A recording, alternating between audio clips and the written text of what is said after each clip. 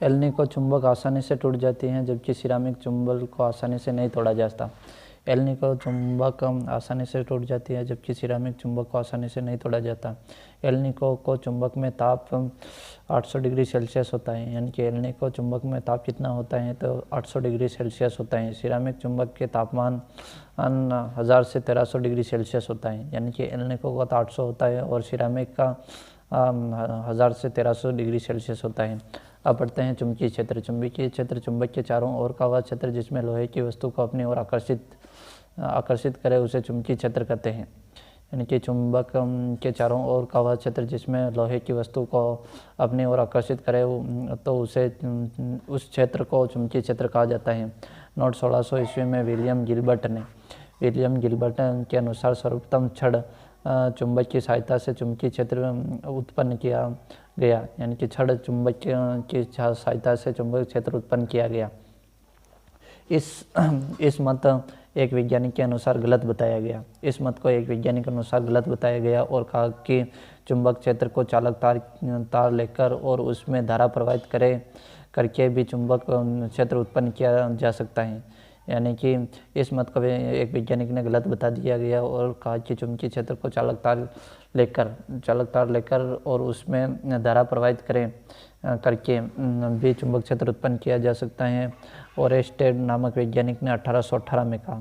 ये कथन किसने कहा तो ओरेस्टेड नामक वैज्ञानिक ने सन 1818 में कहा। ओरेस्टेड नामक वैज्ञानिक ने सन 1818 में कहा। चुंबक क्षेत्र के मापक, यानी कि चुंबक क्षेत्र के मापक CGS में तो गाउस है, यानी कि CGS पद्धति में गाउस है। चुंबकीय क्षेत्र के मापक CGS में गाउस है और MKS और SI मात्रक टेस्ला, वेबर और मीटर स्क्वायर है। यानी कि MKS और SI मात्रक में टेस्ला, वेबर और मीटर हैं और CGS में गाउस है। नोट, एक टेस्ला में 10 की घात 4 गाउस होते हैं। एक टेस्ला में 10 की घात 4 गाउस होते हैं और एक गाउस में 10 की घात -4 टेस्ला होते हैं। एक टेस्ला में 10 की घात 4 गाउस होते हैं और एक गाउस में 10 की घात -4 टेस्ला होते हैं। टेस्ला ने प्रत्यावर्ती धारा के बारे में सर्वप्रथम बताया, यानी कि टेस्ला वैज्ञानिक ने प्रत्यावर्ती धारा के बारे में सर्वप्रथम बताया। एडिसन दिष्ट धारा के बारे में बताया। एडिसन ने दिष्ट धारा के बारे में बताया और टेस्ला ने प्रत्यावर्ती धारा के बारे में बताया। टेस्ला ने प्रत्यावर्ती धारा के बारे में बताया और एडिसन ने दिष्ट धारा के बारे में बताया। नोट, पृथ्वी का चुंबकीय क्षेत्र कितना होता है, यानी कि पृथ्वी का चुंबकीय क्षेत्र कितना होता है तो भूमध्य रेखा पर कम होता है और ध्रुवों पर ज़्यादा होता है। कम मतलब भूमध्य रेखा पर कितना होता है तो 0.36 से 0.32 गाउस होता है, यानी कि 0.36 यानी कि 0.36 से 0.32 गाउस भूमध्य रेखा पर होता है और ध्रुवों पर 0.62 गाउस होता है। ध्रुवों पर 0.62 होता है, ध्रुवों पर, दक्षिणी ध्रुव और उत्तरी ध्रुव में।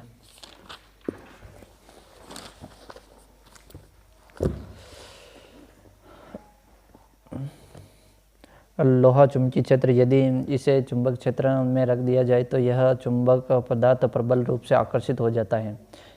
लोहा चुंबकीय क्षेत्र, यदि इसे चुंबक क्षेत्र में रख दिया जाए तो यह चुंबक पदार्थ प्रबल रूप से आकर्षित हो जाते हैं। यदि इसे चुंबक क्षेत्र में रखा जाए तो यह निम्न उच्च क्षेत्र की ओर गति करता है। निम्न से, यानी कि इसे यदि चुंबकीय क्षेत्र में रख दिया जाए लोहा चुंबकीय क्षेत्र को तो यह निम्न से उच्च की ओर गति करता है। यह डोमन संरचना को दर्शाता है, यानी कि लोहा चुंबकीय क्षेत्र किस तरह संरचना को दर्शाता है तो यह डोमेन संरचना को दर्शाता है, अर्थात इलेक्ट्रॉन एक ही दिशा में होते हैं। इसमें इलेक्ट्रॉन एक ही दिशा में होते हैं, ये देख लेना, इलेक्ट्रॉन एक ही दिशा में होते हैं। लोहा चुंबकीय क्षेत्र में इलेक्ट्रॉन एक ही दिशा में होते हैं और डोमेन संरचना को दर्शाता है। और लोहा चुंबकीय पदार्थ में चुंबकीय गुण अधिक होते हैं। लोहा चुंबकीय पदार्थ में चुंबकीय गुण अधिक होते हैं, जैसे फेरस, निकल और कोबाल्ट में अधिक होते हैं। मेंडम क्यूरी का नियम क्या कहते हैं, लोहा चुंबकीय पदार्थ को अधिक तापमान दिया जाए तो और चुंबकीय गुण नष्ट हो जाते हैं। मेंडम क्यूरी का नियम कहता है लोहा चुंबकीय पदार्थ को अधिक तापमान दिया जाए। लोहा चुंबकीय पदार्थ को अधिक तापमान दिया जाए तो चुंबकीय गुण नष्ट हो जाते हैं। चुंबकीय गुण व्युत्क्रमण अनुपाती 1/तापमान। लोह चुंबकीय गुण व्युत्क्रमणानुपाती, एक बटा हुआ तापमान, एक मान बढ़ेगा तो दूसरा मान घटेगा, यानी कि एक का मान बढ़ेगा तो एक का मान घटेगा। क्यूरी तापमान, लोह चुंबकीय पदार्थ का अणु चुंबकीय पदार्थ में बदलना। क्यूरी का तापमान क्या है, तो लोह चुंबकीय पदार्थ का लोहा चुंबकीय पदार्थ का अणु चुंबकीय पदार्थ में बदलना। लोह चुंबकीय पदार्थ का अणु चुंबकीय पदार्थ में बदलना क्यूरी का तापमान कहलाता है। प्रश्न है, क्यूरी का नियम किन पदार्थों पर लागू होता है, यानी कि अणुचुंबकीय क्यूरी का नियम किन पदार्थों पर लागू होता है, तो अणुचुंबकीय पर। क्यूरी का नियम किन पदार्थों पर लागू होता है, तो अणुचुंबकीय पर। लोह पदार्थ में सबसे ज़्यादा होते हैं। लोह पदार्थ में सबसे ज़्यादा कोबाल्ट में होता है, 1100 डिग्री सेल्सियस होता है, 1100 डिग्री सेल्सियस तो होता है लोह चुंबकीय पदार्थ। और फेरस में आयरन में 770 डिग्री सेल्सियस होता है और निकल में 365 डिग्री सेल्सियस होता है। गुरुत्वीय बल। अब गुरुत्वीय बल गैलीलियो ने दूरदर्शिका का आविष्कार किया। गैलीलियो ने दूरदर्शिका का आविष्कार किया। कोपरनिकस पढ़ते हैं, गैलीलियो ने दूरदर्शिका का आविष्कार किया। गैलीलियो ने दूरदर्शिका का आविष्कार किया। कोपरनिकस ने सौरमंडल के बारे में बताया, सूर्य 8 ग्रह। कोपरनिकस ने सौरमंडल के बारे में बताया। कोपरनिकस ने सौरमंडल के बारे में बताया। और टाको ब्राहे और केपलर ने ग्रहों की गति के बारे में बताया। टाको ब्राहे और केपलर ने ग्रहों की गति के बारे में बताया। ग्रहों की गति के बारे में किसने बताया, तो टाको ब्राहो और केपलर ने। और कोपरनिकस ने सौरमंडल के बारे में बताया। और गैलीलियो ने दूरदर्शिका के आविष्कार में न्यूटन ने गुरुत्वाकर्षण का नियम दिया। और केवेंडिश ने सार्वत्रिक गुरुत्वीय नियतांक दिया। F व्युत्क्रमानुपाती m1/m2/r²। एफ का मान कितना है, तो 6.67 × 10⁻11 Nm² kg²। गुरुत्वीय त्वरण पढ़ते हैं। गुरुत्वीय पृथ्वी से संबंधित वेग में हुआ परिवर्तन। गुरुत्वीय त्वरण क्या है, तो पृथ्वी से संबंधित वेग में हुआ परिवर्तन। पृथ्वी से संबंधित वेग में हुआ परिवर्तन गुरुत्वीय त्वरण कहलाता है। G बराबर gm/r²। G बराबर gm/r²। G क्या है, तो G का मान है 6.67 × 10⁻11। G का मान है 6.67 × 10⁻11। और m का है द्रव्यमान का है 6 × 10⁻24 kg। और r है 6400 किलोमीटर, 6.4 × 10 6 मीटर, सब जोड़ते हैं 9.81 मीटर प्रति सेकंड स्क्वायर। पृथ्वी के गुरुत्वीय त्वरण है 9.81 मीटर प्रति सेकंड स्क्वायर।